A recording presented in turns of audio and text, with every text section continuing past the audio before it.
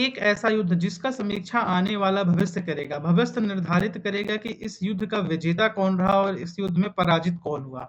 कोई भी युद्ध मानव जाति के लिए हमेशा से बेकार ही रहे हैं। सभी युद्धों का सबसे बुरा प्रभाव आम जनता के ऊपर ही पड़ा। जिस प्रकार से ईरान के ऊपर अमेरिका और इज़राइल की संयुक्त फोर्सेस ने हमला किया और ईरान को पूरी तरह से वीरान कर दिया।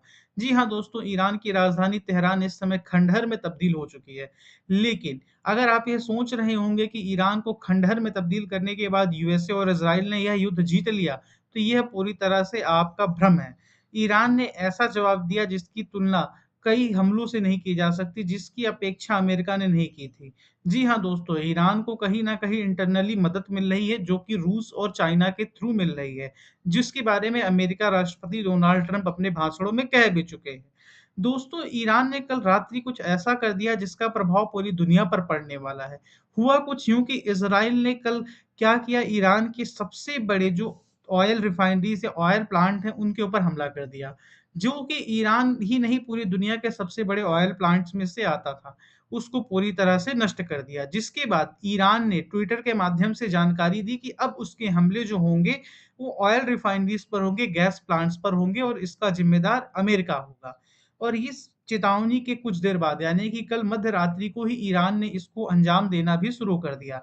ईरान ने अपनी मिसाइल्स का target Israel, Qatar, Saudi Arabia, UAE, Bahrain ऐसे देशों पर रखा। लेकिन जो इज़राइल के ऊपर मिसाइल्स थी, उन मिसाइलों को में आधे से अधिक को इज़राइल के आयरन डोम ने इंटरसेप्ट करके ऊपर ही फोड़ दिया। हालाँकि इज़राइल में भी कई मिसाइलें हिट की हैं, जिसकी वजह से इज़राइल को भी काफ़ी नुकसान हुआ है।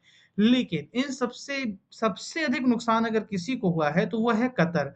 और कतर का ये नुकसान सिर्फ़ कतर का नुकसान नहीं, पूरी दुनिया का नुकसान है। क्योंकि जो ये रास लफ़ान गैस प्लांट है, इसके ऊपर जो ईरान का कल अटैक हुआ और उसकी वजह से ये पूरा प्लांट तबाह हो चुका। यह प्लांट दुनिया के सबसे बड़े गैस प्लांट्स में से एक है। इसमें से दुनिया की 1/3 यानी कि 33% के करीब गैस सप्लाई जाती है बेसिकली कई देशों में।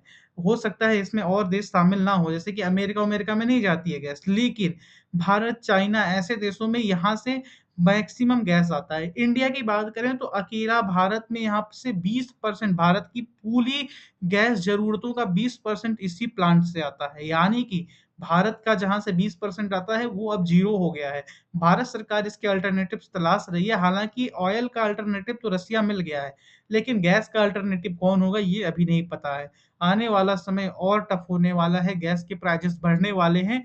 कोई कुछ भी कहे, गैस के प्राइजेज़ बढ़ने वाले हैं।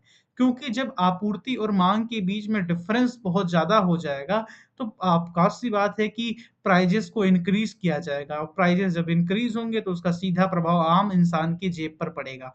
इस प्लांट के ऊपर ईरान के हमले के बाद आज अमेरिकी राष्ट्रपति ने ईरान को एक अंतिम चेतावनी दे दी है और अब कहा है कि अब ईरान का अंतिम समय निकट है और देखते हैं क्या करते हैं। हालाँकि वो बड़बोला राष्ट्रपति है, उसके बारे में कुछ नहीं कहा जा सकता।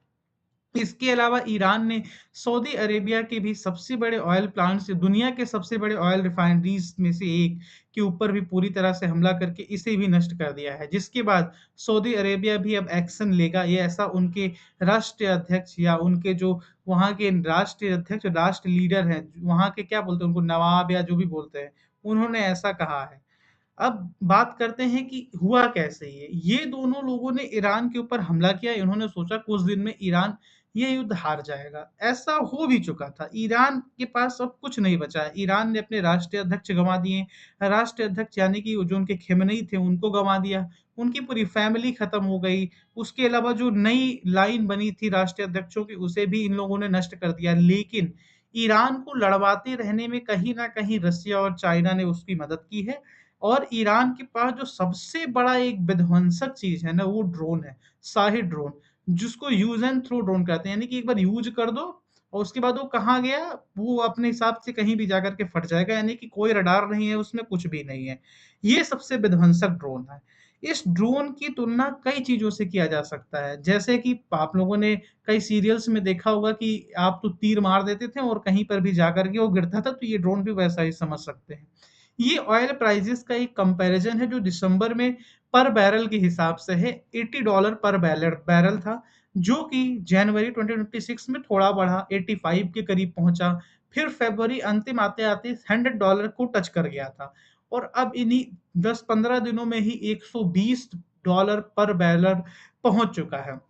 और ईरान का कहना है कि इसकी कीमतें $200 पर बैरल तक ले जाएगा वो ईरान, यानी कि वो स्ट्रेट ऑफ हॉर्मुज़ को रोक देगा और इसके अलावा अब वो देख ही रहे हैं कि अब ऑयल रिफाइनरीज़ और गैस प्लांट्स पर भी हमले चालू कर दिया है, यानी कि अब उसका मेन लक्ष्य है कि दुनिया को आर्थिक रूप से इतना पंगु बना दो, यानी कि कहीं न कहीं दुनिया ऑयल पर डिपेंडेंट है, कोई कितना भी कह दे कि हम लोग ऑयल नहीं यूज़ करेंगे, हम लोग सोलर यूज़ कर लेंगे, उसका अभी फ्यूचर है, सब वो फ्यूचर है, अभी प्रेज़ेंट क्या है ऑयल की नीड दुनिया को है, ये ईरान समझता है और ऑयल का जो मैक्सिमम प्रोडक्शन होता है वो मिडल ईस्ट कंट्रीज़ में होता है, वहीं से ऑयल आता है। तो ये भी ईरान समझता है और वो ऑयल लाने का एक ही रास्ता है स्ट्रेट ऑफ हॉर्मुज़।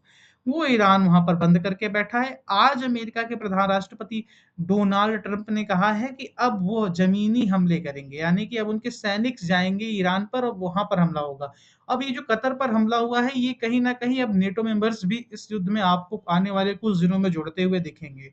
इस घटना के बारे में जैसे ही कोई नई अपडेट मिलती है, आपको इसी वीडियो के माध्यम से इसी चैनल पर मिल जाएगा। चैनल को जुड़िएगा अवश्य। इस चैनल का बनाने का मकसद ही यही है कि वर्ल्ड में हो रही घटनाओं से, दुनिया में हो रही तमाम ऐसी घटनाओं से जिनका प्रभाव भारत पर पड़ने वाला है या भारत में हो रही ऐसी घटनाएँ जिनका प्रभाव आम जनता पर पड़ने वाला है, उन सब से आपको रूबरू कराया जाए।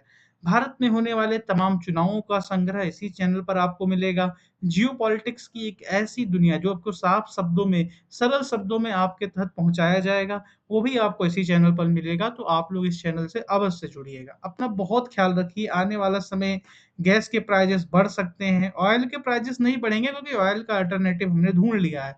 देखते हैं कि आने वाले समय में क्या दोबारा हम लोग स्टोव की तरफ जाते हैं। मैंने एक खबर सुनी है, पेपर में पढ़ा है, उसके बारे में मैं अभी नहीं डिस्क्लोज़ करूँगा, आने वाले कुछ समय में करूँगा उसको डिस्क्लोज़। तो हो सकता है कि दोबारा से आपको केरोसिन ऑयल मिले या कुछ ऐसा हो, मुझे नहीं पता है, फ्यूचर है। आप क्या है, आपकी राय क्या है इस युद्ध पर अवश्य बताइए। इस युद्ध का असली विजेता कौन है? ये भी अवश्य आप लोग कमेंट करके बताइए।